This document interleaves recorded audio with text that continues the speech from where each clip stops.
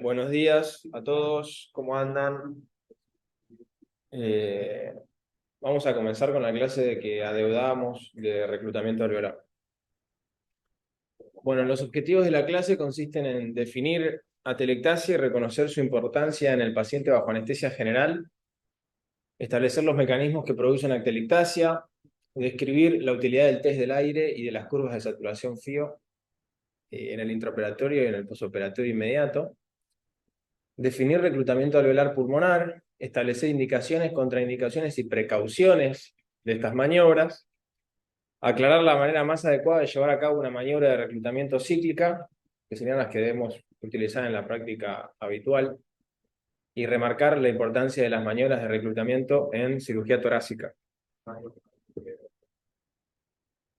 Vamos a arrancar con un caso clínico.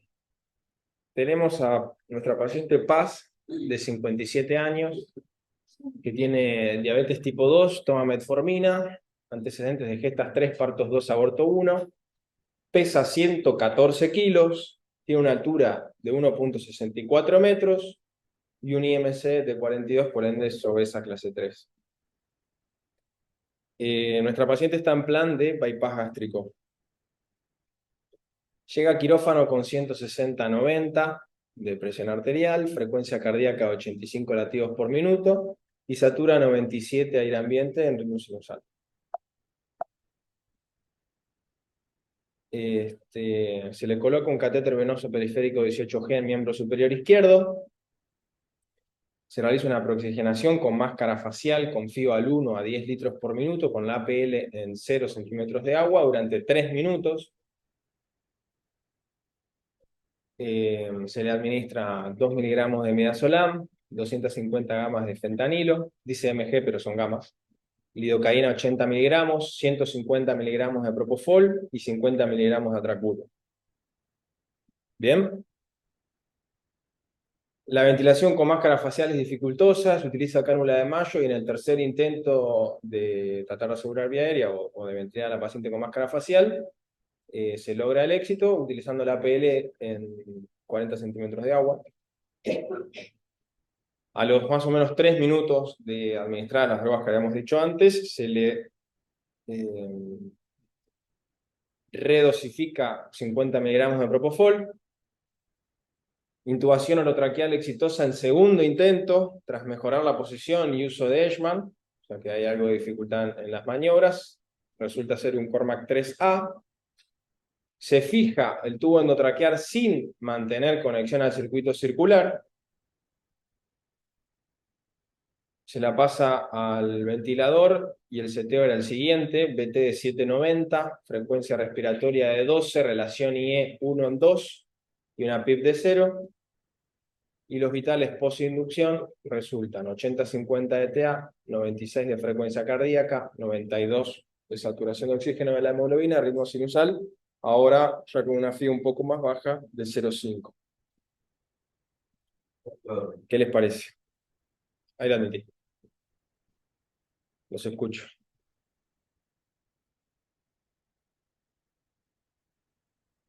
¿Qué les parece el caso hasta acá? ¿Detectan algún error en todo lo que vimos? ¿Cambiarían algo? Digan algo. ¿Cambiarían algo de todo lo que se hizo? Intento separar la 27 de la FIO 21. Bueno. Incluida con una FIO 50 de esta FIO 22. Ok, satura 97 a FIO 21 antes de comenzar la anestesia y ahora satura 92% a FIO 0,5. Sí. Bueno, ¿qué nos podría estar diciendo eso? Atelectasia, bueno, bien. El seteo del ventilador, espero que les haga ruido. ¿Sí? ¿Qué opinan de esto? Muy alto. Bien, ¿qué pudo haber pasado? ¿Puede ser que pasemos la mesa y esté en 790 el BT? ¿Por qué? Claro, si nosotros le ponemos los 114 kilos de peso real, nos va a calcular como si fuese el BT un peso ideal. Bien. Sin PIP, esto está mal, bien, Y la fijación del tubo sin conexión circular. perfecto. Fijación del tubo sin mantener conexión al circular, ¿qué puede suceder? Despresurizar la vía aérea. La oxigenación con la PL en cero. La preoxigenación con la PL en cero, nos está restando CRF, bien.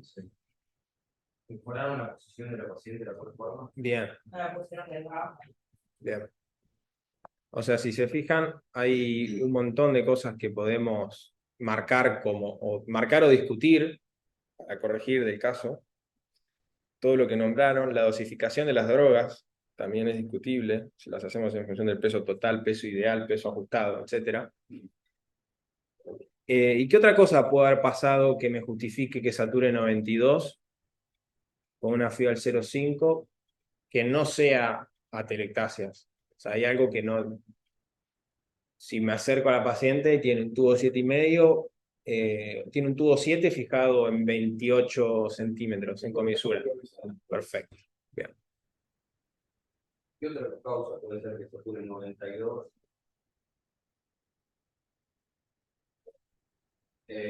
Fuera del ventilatorio. Estrictamente ventilatorio. ¿Qué?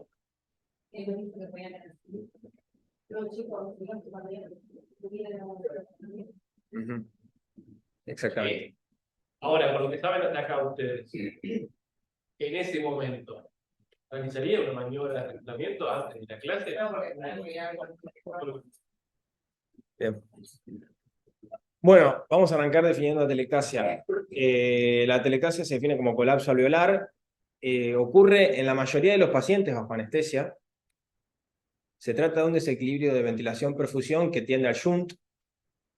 Causa importante de saturación en el intraoperatorio durante la ventilación mecánica. El desarrollo de atelectasia se asocia a disminución de la distensibilidad pulmonar, deterioro de la oxigenación, aumento de la resistencia vascular pulmonar y desarrollo de lesión pulmonar. ¿Okay? Tenemos que tener eso bien en cuenta. Los efectos adversos de la atelectasia persisten en el posoperatorio y pueden afectar la recuperación del paciente. ¿Ok? Tenemos factores propios de la anestesia que van a predisponer al desarrollo de colapso y atelectasia, factores propios de la cirugía o factores propios del paciente. Todo esto nos va a disminuir la CRF y a eventualmente generar colapso pulmonar. Fíjense las complicaciones posoperatorias: hipoxemia, neumonía, respuesta inflamatoria local y lo que es VILI, Ventilator Induced Lung Injury. Bueno, esto se los dejo. Pulmón sano. Y acá tenemos los distintos mecanismos fisiopatogénicos que llevan a la atelectasia. Son tres: atelectasias por compresión, por reabsorción o por deterioro del surfactante. Los más importantes son los dos primeros, ¿sí? Hay un montón de factores que llevan a la compresión del tejido pulmonar. ¿Se acuerdan cómo estaba determinada la presión transpulmonar? Es la diferencia entre la presión alveolar y la presión intrapleural. Bueno, hay una serie de factores que ya vimos que pueden ser o propios de la anestesia o quirúrgicos o propios del paciente que llevan a un aumento de la presión intrapleural bajo anestesia general y eso lleva al colapso de algunas unidades alveolares. Una de las cosas que se describen en la bibliografía es que durante la anestesia general en ventilación mecánica con el paciente relajado hay una cefalización del diafragma y vamos a tener tendencia al colapso en toda la parte declive y de la base de los pulmones. Eso con respecto a atelectasias por compresión. Atelectasias por absorción están asociados principalmente al aumento de la FIO y situaciones en las cuales el volumen de cierre es mayor que la CRF. Cuando el volumen de cierre es mayor que la CRF, colapsa la vía aérea pequeña y esas unidades alveolares nos quedan sin ventilar, pero perfundidas y pueden seguir tomando oxígeno de los alveolos y llevar al colapso. Lo mismo que pasa cuando hay obstrucción de la vía aérea. ¿Alguien entiende qué quiere decir que el volumen de cierre sea mayor que la zona RF? Sí, que el volumen de cierre del nivel, colapso apilar, mayor que la cerradura. ¿Qué quiere decir eso? Eso.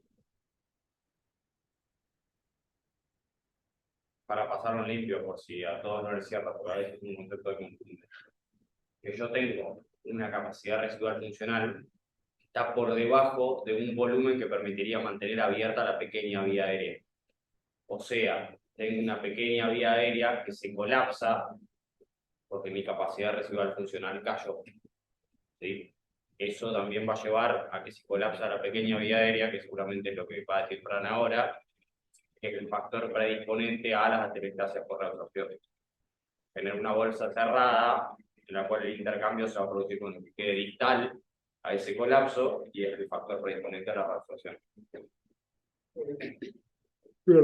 Impecable.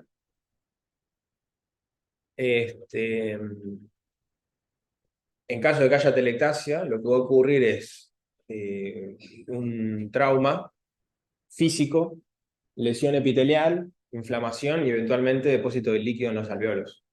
O sea, con todas las consecuencias que no nos ponía el cuadro anterior.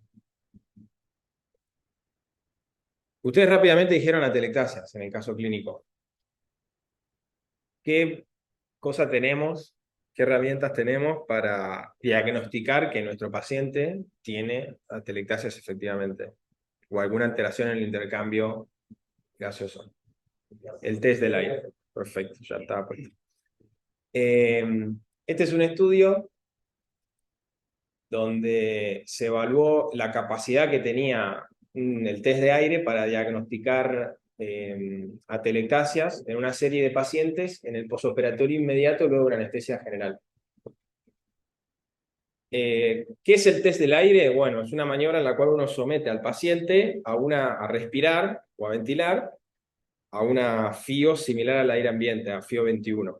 Y lo que uno evalúa es la saturación de oxígeno de la hemoglobina. Se considera que el test del aire es positivo, según este estudio, cuando obtenemos una saturación de oxígeno de la hemoglobina menor o igual a 96% respirando a FIO 21. Si la saturación es por encima de 97, el test del aire se considera negativo.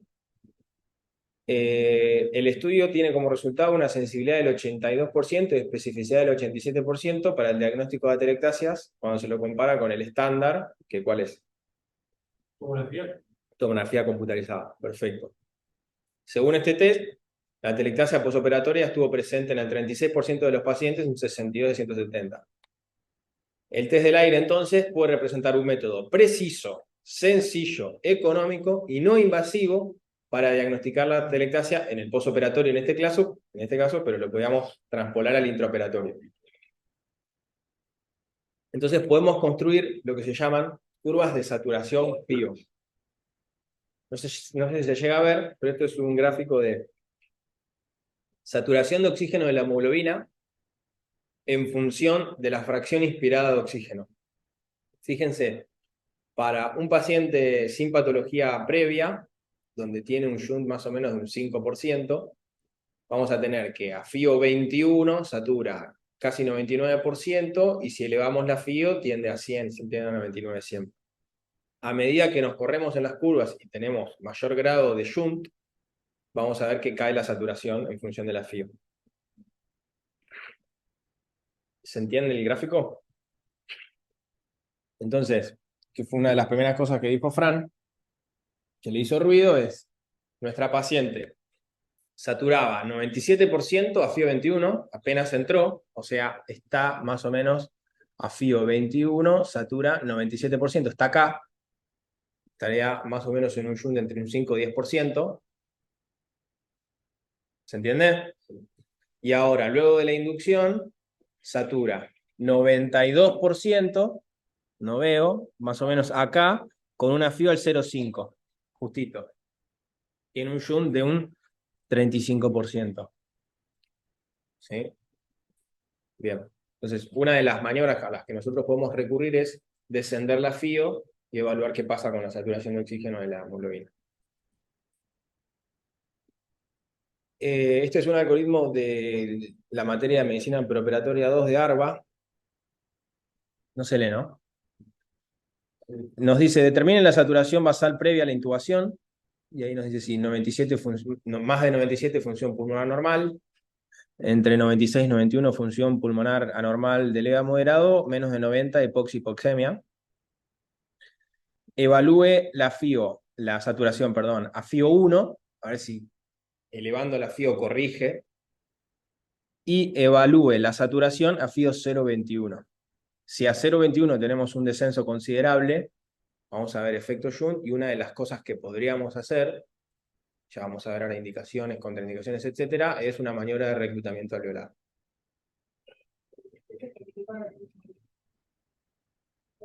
Bien, yo no sé de dónde... Perfecto. Puse que lo saqué acá porque lo había leído en ARBA y no tenía la cita bibliográfica.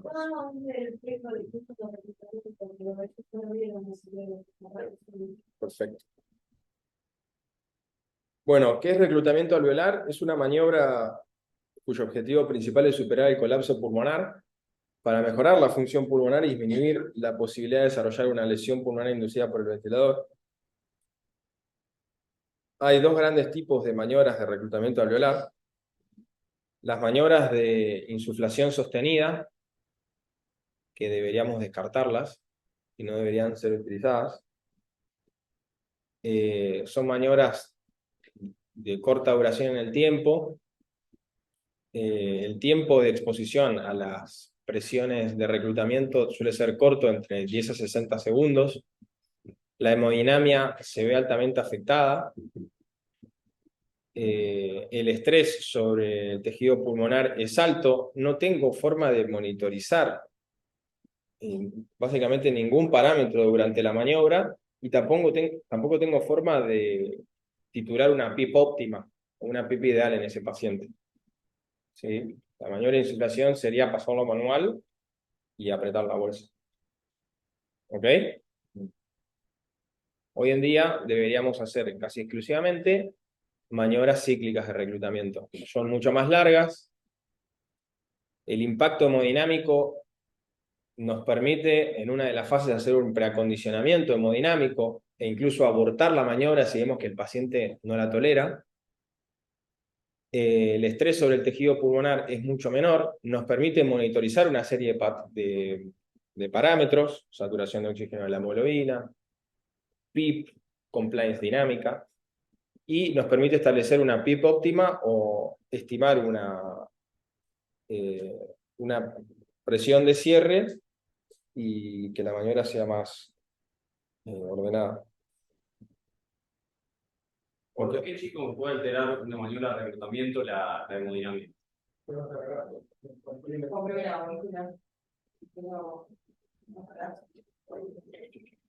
Comprime la aurícula, a ver. Hacer una maniobra hasta... ¿Y por qué no se retorno a los?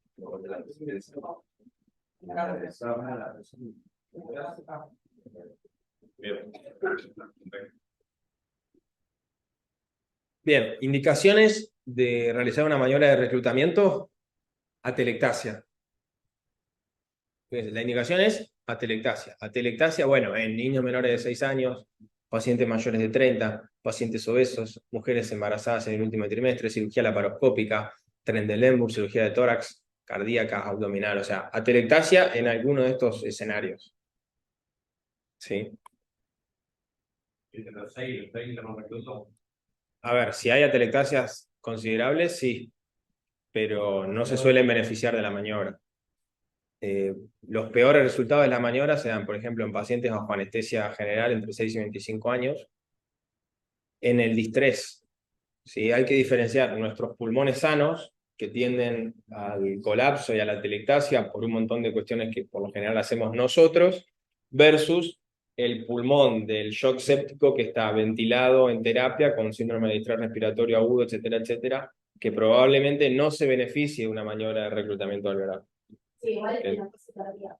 O sea, antes de eso, en los primeros 10 días de síndrome de estrés, al contrario, no tenés que reclutar, porque si no, lo dejas que progrese eso y que no puedes hacer nada. Por eso van a ver que los pronan, los reclutan, todos los primeros 10 días. Perfecto. Contraindicaciones formales de realizar una maniobra de reclutamiento. Esto va a ser pregunta de examen, me dijo Onza al final de febrero. Hipotensión grave no controlada, traumatismo craneoencefálico. Fíjense que en el caso clínico nuestro no tenemos las condiciones óptimas para realizar ya la maniobra de reclutamiento, sino que hay que acomodar una serie de parámetros antes. Hipertensión intracraneal, cirugía de ojo abierto, neumotórax no drenado, broncoespasmo, enfisema pulmonar, ojo, el paciente POC, y bullas pulmonares. En estas situaciones clínicas, hasta que no se resuelvan o estabilicen, no se deben realizar las maniobras de reclutamiento pulmonar. Sí. Las contraindicaciones son relativas. Marcar eso. Estaría por el lugar para pensar si en estos pacientes que están contraindicados una maniobra de reclutamiento, está contraindicado poner sí.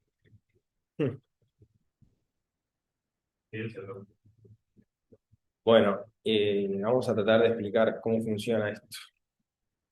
¿Se acuerdan de la ley de Laplace? Yo no estuve en todo el módulo de enero, así que... Sí, Bueno, Laplace, ¿qué nos dice? Me va a matar. Que la presión va a ser igual a 2 por la tensión superficial sobre el radio. ¿Qué veíamos en fisiología respiratoria básica? Que tenemos, poner que tenemos 2 alvéolos, uno que tiene un diámetro, un radio menor y otro que tiene un radio mayor.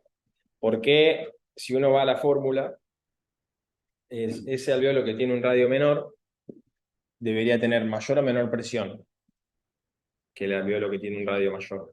¿Ibas a la fórmula? Mayor. El hecho no sucede que el contenido de este se vuelque en el otro, porque la concentración de surfactante es mucho mayor y la tensión superficial es muchísimo menor. Entonces, el surfactante nos compensa esto. ¿Qué tenemos que tener en cuenta y por qué es importante la ley de Laplace en maniobras de reclutamiento? Porque en aquellos alvéolos que estén cerrados, que el radio sea menor, la presión que tengo que ejercer para abrir esa unidad alveolar va a ser muchísimo mayor que la que tengo que ejercer para abrir unidades que no están colapsadas. ¿Sí? Esto lo vimos cuando vimos un parénquima heterogéneo en la clase de lesiones. ¿Se acuerdan que era un parénquima heterogéneo? Lo habíamos visto cuando vimos Billy. Bueno, entonces fíjense que las zonas de declive y las zonas que van a tender al colapso van a tener menor presión transpulmonar, que es la diferencia entre la alveolar y la presión intrapleural, que el colapso probablemente suceda más acá y que la probabilidad y el orden en el que uno ejerza el reclutamiento va a ser desde superior a inferior. Y tenemos 3 presiones que son importantes en las maniobras de reclutamiento. Una es la presión de apertura, ¿sí?, que está más que nada asociada con la presión plató de un ciclo. ¿Por qué?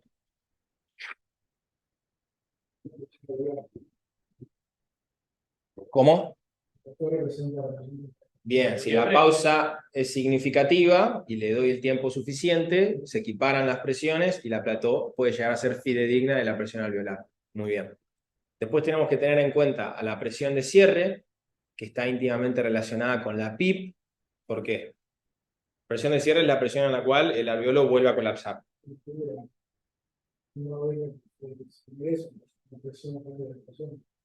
La PIP no deja que se genere eso, pero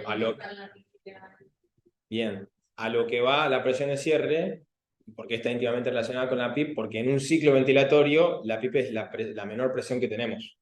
Es la que dejamos al final de la aspiración. Bien. Y después tenemos la Open Lung PIP, que es una PIP que debería estar por encima de la presión de cierre para garantizar que no vuelva a haber colapso. Bien. Así como hay una presión de apertura, también hay un tiempo de apertura crítico. Eso es lo que ya mencionaba nada más. Bueno, ¿cómo se realiza la maniobra cíclica? Consta de 4 fases. Una fase de preacondicionamiento hemodinámico, una fase de reclutamiento propiamente dicha, una fase de titulación de PIP y una fase de reapertura de unidades alveolares. Acá tenemos presión en la vía aérea en función del tiempo. Cada cuadrado, cada rectángulo, equivale a un ciclo ventilatorio. Fíjense que en la fase de preacondicionamiento hemodinámico, bueno, algo que tengo que aclarar, perdón. La maniobra se realiza en presión control, con un BT de 6 mililitros kilo, con una frecuencia respiratoria de 15 y una relación IE 1 en 1. ¿Sí? Lo primero que hacemos es... Bien, ¿por qué se hace en presión control y no en volumen? ¿Qué controlo yo en presión? Y entonces, ¿Cómo? Bueno, que está buscando justamente tercera presión para poder verificar la vida. ¿Qué abre el alveolo? ¿La presión o el volumen? La presión. Entonces voy a tratar de controlar presión.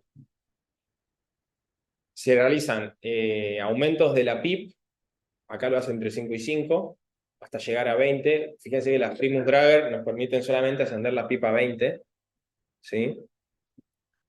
Luego asciende la presión inspiratoria a 40, depende del pulmón y el paciente, a cuánto tengo que llegar a presión. Puede que con 35 de presión, puede que con 35 de presión ya se abran los alveolos, puede que necesite más, e incluso si es fíjense, el pulmón enfermo. Nos marca que la presión de apertura es un poco mayor a la de un pulmón sano. Una vez reclutadas las unidades alveolares, vamos a descender de a poco la PIP, evaluando saturación de oxígeno de la hemoglobina. Siempre miramos antes de comenzar la maniobra cómo está hemodinámicamente el paciente, cuánto satura, qué compliance dinámica tenemos. Evaluando saturación y compliance dinámica, vamos a establecer cuál es, difícil de determinar la presión de cierre, pero por lo menos una PIP óptima. Y una vez que establecemos la PIP óptima, que vemos que nuevamente la compliance dinámica empieza a descender, volvemos a subir escalonadamente, volvemos a abrir las unidades y luego bajamos directamente a la PIP 2 puntos por encima de la ideal. 2 puntos por encima de donde comenzó a descender la compliance dinámica. ¿Qué es compliance dinámica? Porque digo compliance dinámica y no sé. ¿Qué es compliance? ¿Qué es compliance? Es un delta de volumen sobre un delta de presión. ¿Qué tipo de compliance pueden ver en ventilación? Bien, está la dinámica, la cuasi estática y la estática. La dinámica es la que tiene, siempre el delta de volumen es el volumen tidal, cuando uno hace el cálculo. La dinámica es la que tiene en cuenta el delta de presiones entre la presión, la pico, sería, si estamos en volumen control, y la PIP. Y la cuasi estática y la estática tienen en cuenta la plató y la PIP. ¿Cuál es la diferencia entre la cuasi estática y la estática? Que en la estática yo tengo el tiempo suficiente como para que esa plató sea fidedigna del alveolar. Entonces me termina dando una compliance estática. Si no fuese fidedigna del alveolar y yo no le estoy dando el tiempo suficiente, me va a dar una compliance cuasi estática. En presión control siempre es dinámica la que nos va a tirar la mesa. Por eso yo digo que miramos la compliance dinámica. ¿Alguna duda de la maniobra? de la PIB y la... ¿Cómo es la pregunta? De la PIB La Open Lung PIP es una PIP que vos seteás por 2 puntos por encima de aquella PIP donde comenzó a verse descenso de la compliance. Claro. Es PIP por es PIP por el momento del ciclo en el cual el alvéolo está predispuesto a colapsar. Como veíamos el otro día, de las fases es la base. En ese momento es de menores presiones intraalveolares y por presión transpulmonar es cuando va a tender a colapsar. Dentro de esa PIP se definen diferentes PIPs. Tengo la de cierre, o la de que es cuando sea insuficiente para mantener un alvéolo abierto, ¿sí? sea, es la PIP a la cual comienzan a cerrarse Con la nuevamente las pulmón unidades. abierto que va a estar por encima de esa y va a evitar el colapso.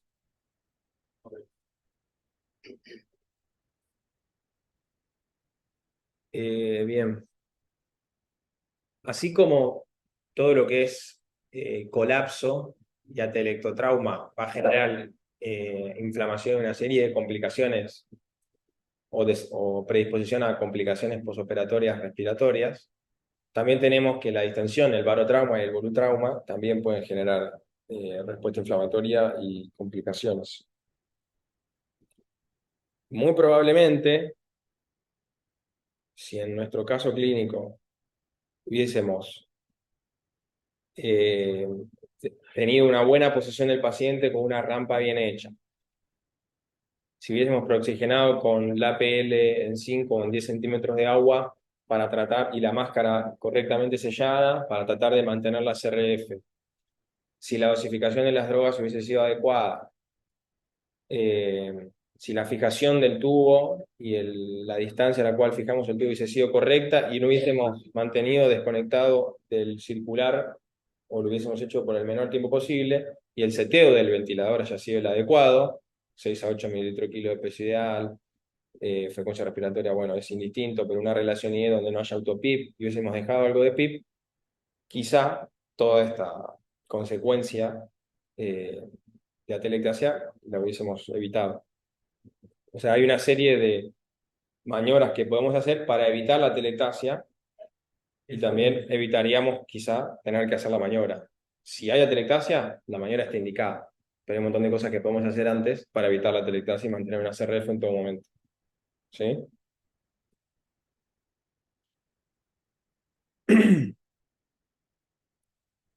Bien, entonces evitaríamos hacer las dos cosas. Hay cirugías en donde el reclutamiento alveolar es mandatorio. Por ejemplo, tórax. Muy bien. ¿Cuáles son las recomendaciones en torno a ventilación mecánica en cirugía de tórax? Bueno, el BT durante la ventilación unipulmonar debe restringirse entre 4 a 5 mililitros kilo de peso corporal ideal. Debemos utilizar PIP. Las maniobras de reclutamiento alveolar están indicadas al inicio de la ventilación unipulmonar, en el pulmón dependiente, en el que vamos a ventilar durante toda la cirugía. En caso de hipoxemia intraoperatoria, hacer diagnóstico de situación y eventualmente hacer una maniobra de reclutamiento alveolar. Y antes de extubar al paciente. Cuando vamos a volver a la ventilación bipulmonar, ¿cómo se hace la maniobra de reclutamiento? Se hace como la vimos que se describe de manera cíclica, pero una de las cosas que hay que hacer es clampear el pulmón dependiente, ¿sí? El pulmón que ventilamos durante toda la cirugía, que ese no tiene atelectasia, para evitar el paro o el volutrauma en ese pulmón. O sea, reclutamos el de arriba nada más. ¿Me explicó? ¿Por qué no recluta los dos? Y porque aumentar las presiones y la persona tiene una presión basal. Bien, para dejarlo claro para todos, es un pulmón que está complaciente. Entonces, sometiendo los dos a las mismas presiones, en el que esté más complaciente, porque nunca se atelectasia, lo voy a sobredistender porque va a entrar mucho más volumen, ya que está colapsado. ¿Sí? Bien. Y después otra de las recomendaciones es que el uso de CPAP puede ser utilizado durante la cirugía en el pulmón dependiente, en el pulmón no dependiente, perdón, pero no es rutinario en todas las cirugías de tórax. Hasta acá, con lo estrictamente de la clase, ¿sí? Les dejé un par de diapos más para que vean, o sea, consideraciones anestésicas en el paciente obeso, dosificación de drogas, puntualmente en el paciente obeso, si es en función de peso ideal, si es peso ajustado, peso magro, etc. Y este es un cuadro con recomendaciones que no dice nada muy loco sobre protocolo ERAS en cirugía bariátrica. Sí, la verdad no dice nada que no hagamos habitualmente.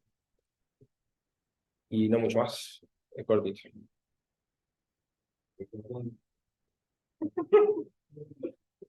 ¿Preguntas? Bueno, Recuerden que el reclutamiento es un fenómeno inspiratorio y la teleclase es un fenómeno expiratorio. Eso le va a cambiar también.